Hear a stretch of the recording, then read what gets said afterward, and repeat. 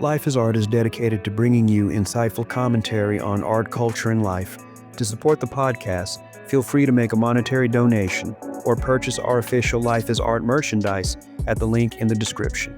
Your donation helps us to reach a wider audience and helps us to gain traction in the world of social media. Thank you for your viewership and support. Life is Art. Art moving at the speed of life.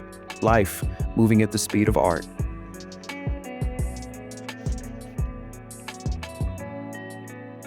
One of my favorite YouTube channels is Contemporary Art Issue, and I like them for a number of reasons, and I like the fact that they respond to you if you are in opposition of their expressed opinions. So they're very up and up, they're very honest, and they're not a channel that I would remotely want to troll. But I did watch, I believe it's the latest episode, and it is talking about the major art market crash that's happening. And, I won't get into a lot of what's causing the crash, but, essentially economically, we're just not in the best place. And I can't recall if it was, and I would assume that it's a global phenomena, what's going on. But, I guess the question could be asked, is it a good thing? And another question would probably be, why would an artist pose that question? It should seem obvious that it's a terrible thing for all artists. But who's actually in this upper echelon of the art world? Who's actually making that world revolve? And the answer is a very select handful of people. And it's a world that most of us will never be a part of. And to be perfectly honest, it's also a world that gets in the way sometimes of the rest of us. And how does it do that? Well, for one, there's the psyche of the average artist. The artist spends an entire career chasing something that is completely unrealistic. It's the same as a young kid from an urban neighborhood thinking that they're going to grow up to be Kobe Bryant or thinking they're going to be LeBron James. And then you look at the percentages of those young people that even if they make it into college off of a sports scholarship, how many of them actually become a success in the pros? Very few of them become successes. And the same holds true for artists. Most artists are not going to be successful. And there's several reasons that they're not going to be successful. Some of them are because of professional development, and some of those reasons are because of stigmas that are sometimes self-inflicted by the artists themselves. When you subscribe to the starving artist mentality, then you are subscribing to a stereotype that puts you in a particular box that says success just doesn't happen. And then there's the artists with so much integrity that they integrity themselves out of having anything. And the major art market is a shining beacon for many artists and a cornerstone of high art that many of us strive to be a part of. But if that game is already predetermined and the players within it have to have a connection to you as a person, and we're talking about people that you will never see, then of what consequence is the major art market to you?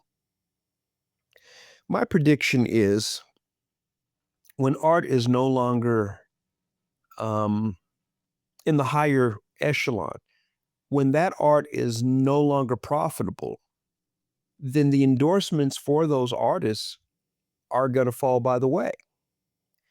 And those who still collect for the love of art are going to begin looking at whether or not the art is actually good again.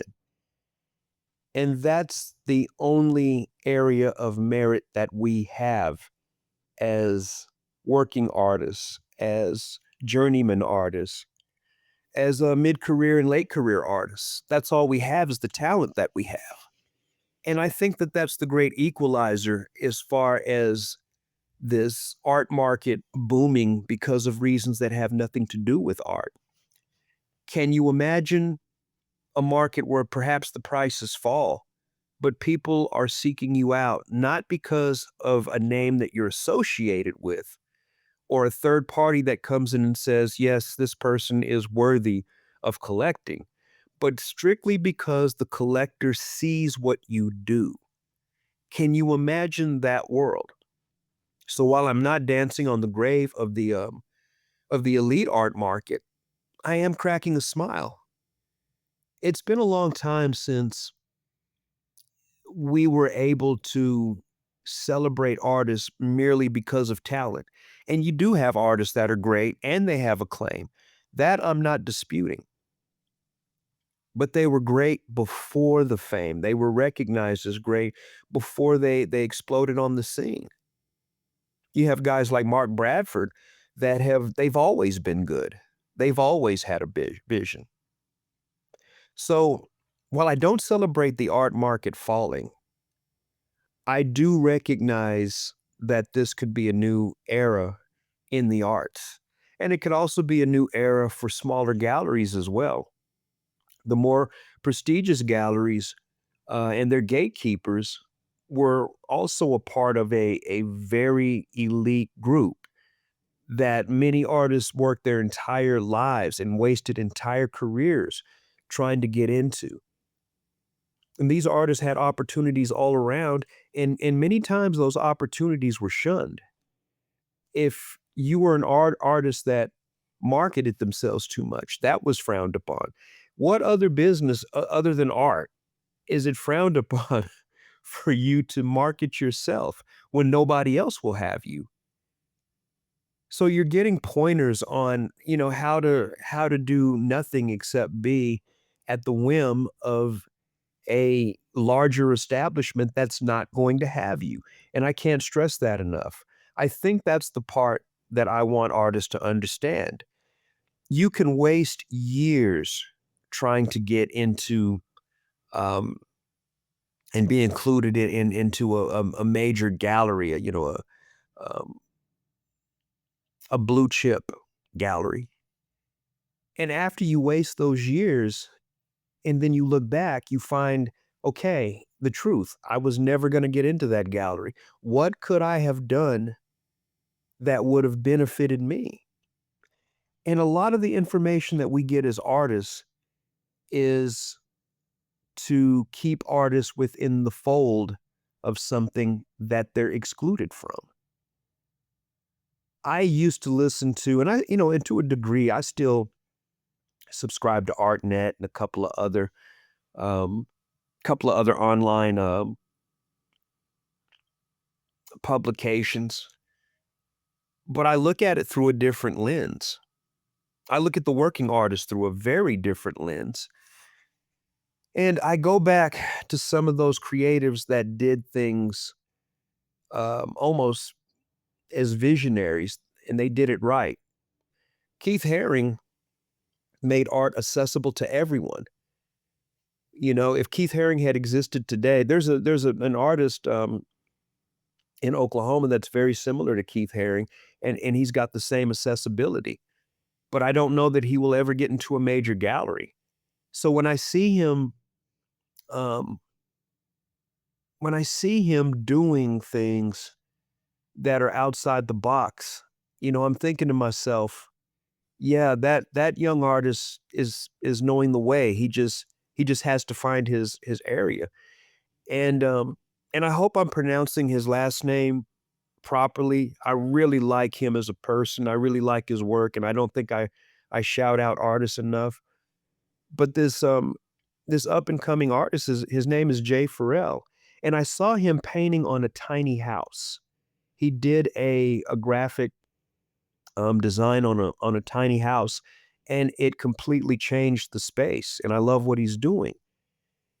And I think a lot of people that are in those places look at ventures like that as well. That's not That's not the aesthetic pinnacle of yada, yada, yada.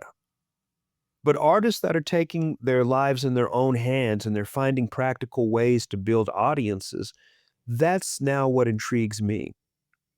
I think the independence of an artist is more important than if they land in one of those blue chip galleries. It's very similar to, a college student that goes to college off of a sports scholarship, but they major in other things. They find tools along the way. And I believe that's the new paradigm for artists. I believe these small galleries that champion artists and are more welcome and more open will, I think, have access to some of the best work. And I think good artwork is going to begin to speak again. I think that is in our future, and I think that part is bright. And we need to stop thinking of art as, you know, eh, sculpture or painting. We need to start thinking of it as something that can jump off the canvas and into other realms. I'd love to know what you think. This is an unusually optimistic, brave artist for Life is Art, telling you to share, like, and subscribe.